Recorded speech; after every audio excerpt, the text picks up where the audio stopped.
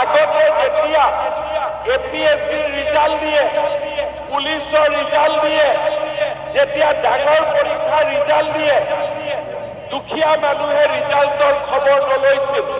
কাৰণ চাকৰি দুখীয়া মানুহৰ ভাগ্যত লিখাই নাছিল।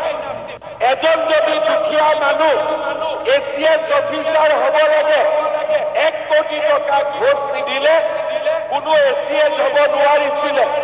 চৰকাৰী চাকৰিৰ বাবে হয় ৰকিবুল হুছেইনৰ ঘৰত অহা যোৱা কৰিব লাগিছিলে, নহলে 10 লাখ 15 লাখ টকা ঘোষ দিব লাগিছিলে। পুলিচত ল'ৰা দৌৰে, যোনে দৌৰি পাছ কৰে সি চাকৰি নাপায়, যোনে দৌৰি ফেল কৰে সি চাকৰি পায়। আজি আমি অসমত এটা নতুন পৰিৱেশ সৃষ্টি কৰিলো। চাকৰি কোনে পাইছে? মন্ত্ৰীৰ খোল খালি একে নহয়। চাকৰি কোনে পাইছে? ডাঙৰ অফিচাৰৰ ল'ৰা ছোৱালীয়ে নহয়। চাকৰি কোনে পাইছে? গাঁৱৰ তৰকাৰী বেপাৰীৰ ল'ৰা, গাঁৱৰ পকৰি বিক্ৰী কৰা দোকানী আৰু গাঁৱৰ বিধৱা মানুহৰ ল'ৰা ছোৱালীয়ে আজি অসমত চৰকাৰী চাকৰি পাই এইখন অসম আমি নিৰ্মাণ কৰিছো। আজি ল'ৰা ছোৱালীয়ে স্কুলত পঢ়িব যায়, সকলোৱে জানে যে মই যদি পঢ়া শুনা কৰো, মামা আছে, মই টকা নিদিয়াকৈ চৰকাৰী চাকৰি পাম।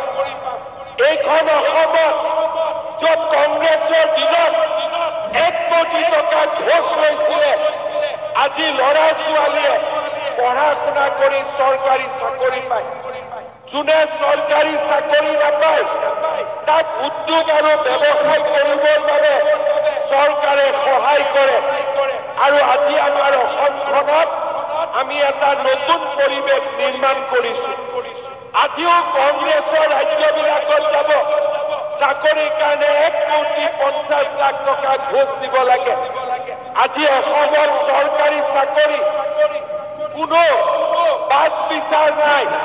বোলে ই বঙালী মানুহ, ইয়াক চাকৰি নিদিও, ই হিন্দু মানুহ, তাক চাকৰি নিদিও, ইয়াক ই ট্ৰাইবেল মানুহ, তাক চাকৰি নিদিও, এইবিলাক নিয়ম নাই। আটাইতকৈ পঢ়া শুনা কৰি আজি আমি অসমত চৰকাৰী চাকৰি পাব পাৰো।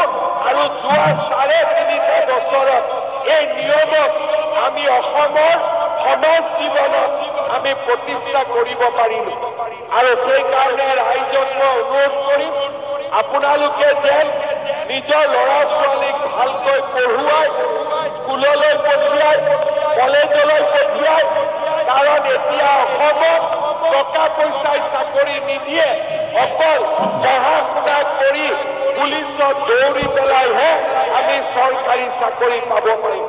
আৰু সেইকাৰণে মই দুখীয়া ৰাইজক অনুৰোধ কৰিম, আপোনালোকে যেন গাঁৱৰ স্কুলখনত চকু দিয়ে, ল'ৰা ছোৱালীৰ পঢ়া শুনা হয়, আৰু আমি সকলোৱে মিলি এখন নতুন অসম আমি যাতে নিৰ্মাণ কৰিব পাৰো।